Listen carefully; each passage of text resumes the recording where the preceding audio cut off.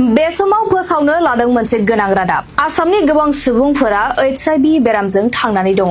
आथिखालाव भारतनि सा सानजा रायजोनि गेजेरावनो आसामाव बयनिख्रुइबो बांसिन HIV बेराम गोनां सुबुं अनजिमा मोननो हादों।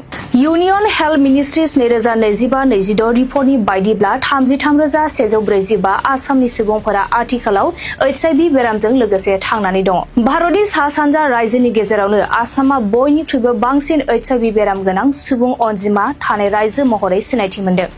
आसामनि अनगायैबो HIV बेराम गोनां गुबुन रायजोफोर जेरै मिजोरामाव गासै 26,321 सुबुंफोरनाव HIV मोननो हादों।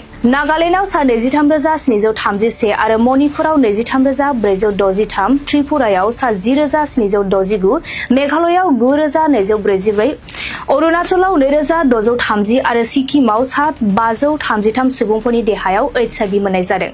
सावस्रि रोंग'साफोरनि बायदिब्ला आसामाव गोबां सुबुं अनजिमा थानायनि थाखाय लोगोसे नांगौ रोखोमनि सांग्रांथि गैयैनि जाहोनाव बे जेंनाया बांदों।